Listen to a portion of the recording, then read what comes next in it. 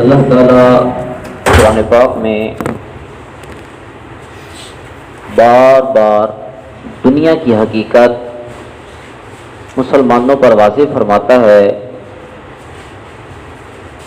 اللہ تعالیٰ قرآن پاک میں ارشاد فرماتا ہے وَمَا الْحَيَاةُ الدُّنْيَا إِلَّا مَتَاعُ الْقَلِيلِ،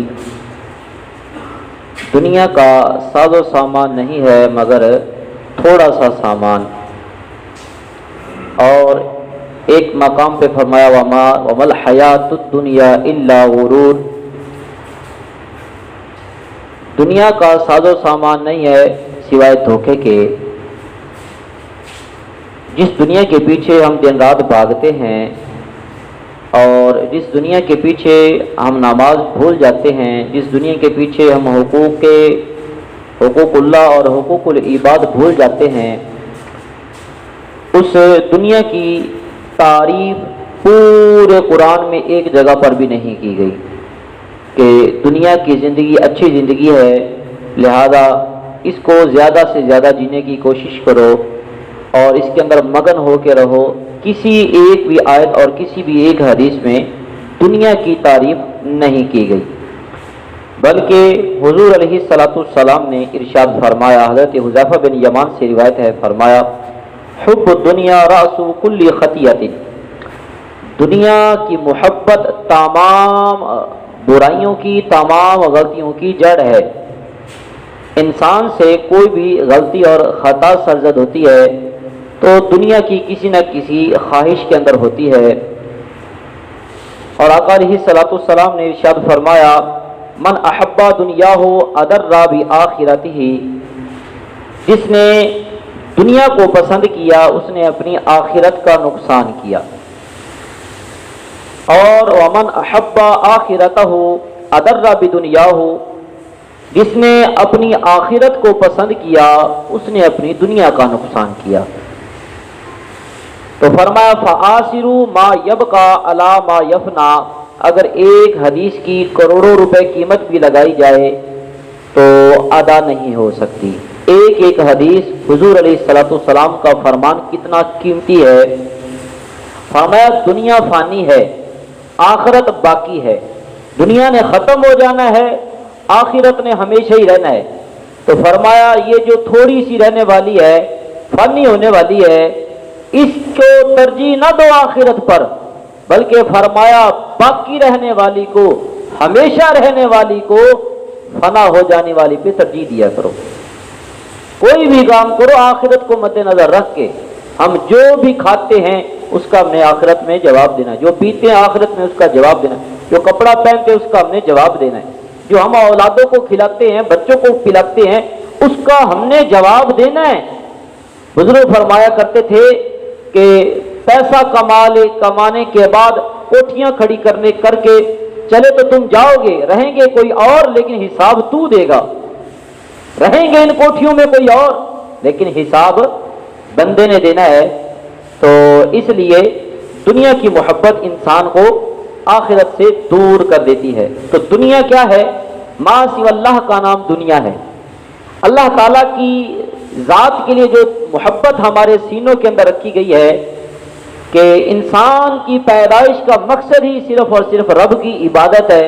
جب انسان اس مقصد سے ہٹ کے دنیا کے اندر مصروف ہو جاتا ہے اور عبادت کو چھوڑ دیتا ہے تو وہ چاہے اولاد ہے وہ بھی دنیا ہے، چاہے مال ہے وہ بھی دنیا ہے، تجارت ہے وہ بھی دنیا ہے، دوست ہیں وہ بھی دنیا ہے۔ اگر دوستی بندہ اللہ کی رضا کی خاطر کرتا ہے تو یہ آخرت میں کامیاب کرے گی۔ اگر مال بندہ اس لیے کماتا ہے کہ آخرت کے لیے یہ میری نجات کا باعث بنے تو وہی مال آخرت میں ترقی دے گا۔ اگر اولاد ہے اور اسی کو راہ راست پہ چلاتا ہے تو اللہ اسی کے بدلے میں آخرت کو سنوار دے گا۔ تو اسی ہر ایک چیز کا رخ اگر رب کی طرف ہم کر لیتے ہیں تو یہ دنیا نہیں ہے۔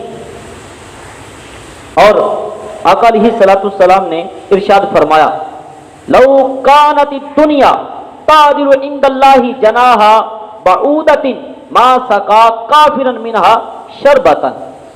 آقا علیہ السلام نے ارشاد فرمایا اگر اللہ تعالیٰ کی بارگاہ میں دنیا کی حیثیت اور وقت ایک مچھر کے پر جتنی بھی ہوتی تو کبھی کسی کافر کو ایک گھونٹ بھی پینے کو پانی نہ ملتا. ایک پوری دنیا، میں نے پوری دنیا کی حیثیت ایک دن یوں بھی بیان کی تھی شب قدر کے اندر. آقا علیہ الصلوۃ والسلام نے ارشاد فرمایا کہ جہنم سے جو آخری جنتی نکلے گا، جہنم میں سزا بھگتنے کے بعد اس کو جہنم سے آخر میں نکالا جائے گا، جب اس کو جنت عطا فرمائی جائے گی تو یہ ساری دنیا 10 بار اکٹھی کی جائے تو اس ایک 10 بار کے برابر اس ایک مومن کو، آخری جو مومن جنت میں جائے گا، اتنی جگہ تو اس کو ملنی ہے. اس مومن کو 10 گنا دنیا سے زیادہ جگہ ہوگی جنت کی. تو آپ اندازہ لگائیں دنیا کتنی بڑی ہے، اور 10 گنا زیادہ ملے گی اس کو. تو دنیا کی کوئی حیثیت نہیں ہے، اور یہ ساری دنیا لپیٹ کے جنت کے کونے میں رکھ دی جائے گی، ایک کونے میں پڑی ہوگی، یہ کونے میں. تو آقا علیہ الصلوۃ والسلام نے ارشاد فرمایا دنیا کی حیثیت اور وقت اللہ کی بارگاہ میں کچھ نہیں ہے. فرمایا الا، خبردار ہو جاؤ. الا حروف تنبیہ میں سے ہے. تنبیہ کا معنی ہوتا ہے بیدار کرنا، جگانا. غفلت کی نیند سے بیدار ہو جاؤ. آقا علیہ السلام نے فرمایا خبردار، ان الدنیا ملعونۃ، دنیا لائق عزت نہیں ہے، لائق تکریم نہیں ہے. دنیا ایسی چیز نہیں کہ تم اس کے پیچھے بھاگتے پھرو. مومن کی یہ شان نہیں ہے کہ دنیا کے پیچھے بھاگتا پھرے، یعنی کہ ہر وہ چیز جو رب سے دور کر دے. مومن کی یہ شان نہیں کہ اس کے پیچھے بھاگے. فرمایا دنیا کے اندر جو کچھ بھی ہے وہ لائق عزت نہیں ہے. وَمَلْعُونٌ مَا فِيهَا، نہ دنیا نہ جو دنیا میں ہے. 3 چیزوں کا استثناء فرمایا. الا ذکر اللہ، اگر کوئی چیز لائق عزت اور لائق تکریم ہے تو فرمایا اللہ کا ذکر ہے. نمبر 1، دنیا کے اندر اللہ کا ذکر کرنے آئے ہو. قرآن بھی اللہ کا ذکر ہے، نماز بھی اللہ کا ذکر ہے، روزہ بھی اللہ کا ذکر ہے، جمعہ بھی اللہ کا ذکر ہے. مسجد میں آپ آ کے بیٹھ جاتے ہیں، ابھی امام نماز پڑھانے کے لیے انتظار کر رہے ہیں کہ مولوی صاحب جماعت کروائیں گے، ابھی جماعت کھڑی ہونے میں 10 منٹ باقی ہیں. آقا علیہ الصلوۃ والسلام نے فرمایا جو نماز کے انتظار میں بیٹھا ہے گویا کہ ایسا ہی ہے کہ وہ نماز پڑھ رہا ہے. جو اس انتظار میں بیٹھا ہے کہ نماز کب کھڑی ہونی ہے. تو محض چپ کر کے بھی ہم بیٹھ جائیں تو ذکر اللہ میں بیٹھے ہیں. فرمایا پہلی چیز، 3 چیزوں کا استثناء کیا نبی پاک علیہ السلام نے. نمبر 1 فرمایا اللہ کا ذکر، یہ لائق تعظیم و لائق توقیر ہے، لائق عزت ہے. نمبر 2 فرمایا وما والاہ، اور جو اللہ کے ذکر کے ساتھ ملی ہوئی چیزیں ہیں جن کا میں نے ذکر کر دیا ہے. اور فرمایا وعالم ومتعلم، عالم جو دین کا علم رکھنے والا ہے، لوگوں کو دین کا علم پہنچاتا ہے. فرمایا عالم لائق عزت ہے. ومتعلم، جو دین کی ہر وقت طلب میں رہتا، لگا رہتا ہے، وہ لائق عزت ہے. علم دینے والا، علم سیکھنے والا، دونوں لائق عزت ہیں. دیکھیے نبی پاک علیہ الصلوۃ والسلام نے صرف 3 چیزوں کو الگ کیا ہے، ذکر اللہ اور اس کے ملحقات. فرمایا عالم اور متعلم.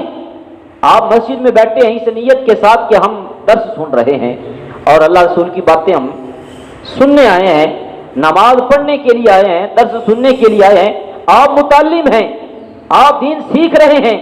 آقا علیہ الصلوۃ والسلام نے ارشاد فرمایا جو نماز فجر کے لیے گھر سے چلتا ہے اس نیت کے ساتھ کہ میں نماز بھی پڑھوں گا اور درس بھی سنوں گا، دین کا علم بھی سیکھوں گا. آقا علیہ الصلوۃ والسلام نے فرمایا گھر سے لے کے اس مقام تک جہاں وہ جا رہا ہے، اس جگہ تک جتنے قدم بنتے ہیں اللہ ہر قدم کے بدلے میں 1 سال کی عبادت کا ثواب عطا فرمائے گا. عمل چھوٹا سا ہے، عمل بڑا ہی مختصر ہے. آپ تھوڑی دیر بیٹھے ہیں، دیکھیے کیا شان نصیب ہوتی ہے. فرمایا لائق عزت 3 ہی چیزیں ہیں، ایک اللہ کا ذکر اور اس کے ملحقات، اور عالم اور متعلم، اور اس کے علاوہ کوئی چیز لائق تعظیم نہیں ہے. اور آقا علیہ الصلوۃ والسلام نے ارشاد فرمایا، یہ حدیث پاک بڑی عظیم حدیث پاک ہے. حضرت ابو ہریرہ رضی اللہ تعالیٰ عنہ سے روایت آپ فرماتے ہیں آقا علیہ الصلوۃ والسلام نے فرمایا الدنیا سجن للمؤمن وجنت الکافر، دنیا کافر کے لیے جنت ہے لیکن مومن کے لیے قید خانہ ہے. قید خانے کے اندر کسی کو ڈال دیا جائے تو وہ پریشان رہتا ہے. تو دنیا میں پریشانیوں کا آ جانا یہ اللہ تعالیٰ کی جناب سے اس پر بھی شکر ادا کریں. وہ اپنوں کو آزماتا ہے، کافروں کو نہیں آزماتا. آقا علیہ الصلوۃ والسلام کا ایک فرمان ہے، فرمایا اگر اللہ تعالیٰ کو مومنوں کے دلوں کے اندر اس پیدا ہو جانے وسوسے کا لحاظ اور احساس نہ ہوتا تو اللہ تعالیٰ کافروں کی سیڑھیاں بھی سونے کی بنا دیتا. کافروں کے لیے یہ دنیا جنت ہے. آج لوگ کہتے ہیں انہوں نے ملک تا جی جنت ارگے نے، بڑی سونی نے، لوگ تعریفیں کرتے نہیں تھکتے وہاں کی. تو بھائی بالکل یہ تو حدیث پاک ہے. کافر کے لیے دنیا جنت ہے. وہ ادھر موجی جو مارنیاں مار لے، ادھر جو اس نے کرنا ہے کر لے، لیکن فرمایا واہ جنت وسجن للمومن، مومن کے لیے قید خانہ ہے. ایک نعت خواں کو میں نے کہا کہ آپ بے فکری کے رباعیاں تو بڑی پڑھتے ہیں، عوام کو بے فکر کرنے کی باتیں تو بڑی کرتے ہیں. بس موجاں لگی ہیں پیاں سرکار نے بخشا لینا تے اپنی موج ہی موج آ، کوئی ٹینشن کوئی نہیں. سرکار معاشر چاہنی کس واسطے آ، سرکار ہونی گناہگار واسطے، تے بس بخشش ہوئی پئی پکی گل ہے جی. وہ ایسی بے فکری والی رباعیاں اور نعتیں اور کلام پیش کرتے ہیں کہ بس محفل سجائی بیٹھے ہو تو سارا کچھ ہی پورا. تو میں نے اس سے کہا کہ آپ کچھ فکر والی بھی باتیں کیا کریں، لوگ اللہ کے ذکر کی طرف آئیں، مسجدوں کو آباد کریں. آپ ایک محفل جو کروا لیتا ہے بس اس کو پھر کہتے ہو بخشا بخشایا ہو گیا تو اس نے ایک جملہ بولا اور جملہ بڑا عجیب تھا. اس نے کہا کہ جی مومن کبھی غمناک نہیں ہوتا، مومن کبھی غمناک نہیں ہوتا، مومن کبھی پریشان نہیں ہوتا، مومن کبھی ٹینشن میں نہیں آتا. میں نے اس کا یہ جملہ سنا تو دیوار پہ یہ حدیث لکھی ہوئی تھی مسجد کے اندر، دیوار پر یہ حدیث لکھی ہوئی تھی. تو میں نے اس کا رخ کر دیا مسجد کی اس حدیث کی طرف. میں نے کہا وہ غور سے پڑھو حدیث کیا لکھی ہوئی ہے. آقا علیہ الصلوۃ والسلام نے فرمایا اب دنیا سجن المومنی، دنیا مومن کے لیے قید خانہ ہے. میں نے کہا جی آپ کو قید میں ڈال دیا جائے آپ خوش ہوں گے یا پریشان ہوں گے؟ آگے جی بندہ پریشان ہی ہوتا قید دے وچ. تو میں نے کہا پھر مومن ادھر غمناک ہے. تم کہتے ہو مومن کبھی غمناک نہیں ہوتا، نہ بلکہ یوں کہو مومن ہوتا ہی وہ ہے جو غمناک ہو. میری گال پتہ نہیں اونچی ہوگی تھوڑی جی، سمجھ نہیں آئی. مومن ہوتا ہی وہ ہے جو مصیبتوں پہ صبر کرے، ٹینشنوں پہ صبر کرے. وَمَن يَتَّقِ اللَّهَ يَجْعَل لَّهُ مَخْرَجًا، کہے مولا ہر معاملہ تیرے سپرد ہے، تو جو کرتا ہے میرے لیے بہتر کرتا ہے. تو جو بندہ اللہ کی رضا پہ راضی ہوتا ہے، یہ دنیا کسی کی آج ختم ہوئی تو کسی کی کل نہیں تو پرسوں، کسی کو 1 مہینہ زندگی ملتی ہے تو کسی کو 1 سال تو کسی کو 100 سال. اس سے آگے تو کوئی نہیں جانا، اس سے آگے تو کوئی نہیں جانا. مختصر سی ہماری زندگی ہوتی ہے اور اس کے اندر ہم دنیا کو دل نہ دیں بلکہ جس نے ہمیں دنیا میں بھیجا ہے دل اس کو دیں. اور میری آج کی بات کا مقصد یہ ہے کہ کل عید المبارک عید الفطر تشریف لا رہی ہے، تو ہمیں دنیا کی محبت ملحوظ خاطر نہیں رکھنی بلکہ آخرت کی محبت. ابھی نماز فجر کے اندر جو پہلی رکعت جو ہے، دوسری رکعت اس کے اندر میں نے سورہ مزمل کی تلاوت کی ہے. اللہ تعالیٰ اس کے اندر ارشاد فرماتا ہے اقرضوا اللہ قرضا حسنا، اللہ کو قرض حسنا دو. حالانکہ اللہ تو ساری دنیا کو دیتا ہے لیکن تم سے کیوں مانگتا ہے؟ وہ فرماتا ہے کہ یہ دیا ہوا ہی میرا ہے، تم مالک نہیں ہو، تم امین بنا کے بھیجے گئے ہو.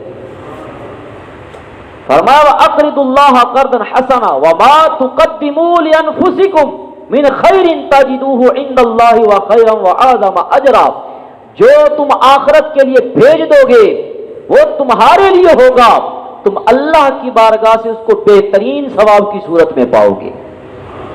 تو ہم اگر آخرت کا بینک بنانا چاہتے ہیں تو ہمیں چاہیے کہ ہم کل یہ ذہن بنا کے آئیں کہ ہم نے اپنی اس مسجد کا خیال رکھنا ہے، ہم نے اس ادارے کو پورا کرنا ہے. دیکھیے درخت جب تک پورا نہ ہو جائے تو بندے کے دل میں حسرت رہتی ہے، یار پورا ہونا چاہیے. درخت پورا ہوئے تو چھاں بھی پوری دے گا، کہ درخت چھوٹا ہوئے تو چھاں بھی تھوڑی دے گا. ابھی آپ کا یہ درخت پایا تکمیل کو نہیں پہنچا ہے، اس کو ابھی پانی دینے کی ضرورت ہے. اس کے اندر ابھی آپ کے مال کی جو رب نے آپ کو دیا ہے اس کے لگانے کی ضرورت ہے. لہذا یہ ذہن بنا کے آئیں کہ ہم نے اس درخت کو مکمل کرنا ہے. हमने इस दरख्त को मुकम्मल करना है और इस नीयत के साथ हम जितना देंगे उसका वादा है 10 गुना दुनिया में और 70 गुना आखिरत में अता फरमाए। ये ईद उल फितर है। फितर का माना होता है खैरात करना, राह खुदा में खर्च करना। तो कल ये ईद का दिन तभी पूरा हम करके दिखाएंगे जब हम राह खुदा में खर्च करेंगे। तो इस ज़हन के साथ मस्जिद में तशरीफ लाएं कि हमने अपनी मस्जिद का ख्याल रखना है। आप दाएं बाएं आगे पीछे देखेंगे तो मस्जिदें बन चुकी हैं, लेकिन ये मस्जिद अभी बन रही है, ये अभी ज़ेरे तामीर है। इसके अंदर हर चीज़ की अभी बहुत सारी चीज़ों की अभी आपके लिए, मजीद आपके बच्चों के लिए, और ये एक ऐसा शजर है जो ता क़यामत इंशाअल्लाह ताला जारी और सारी रहने वाला है।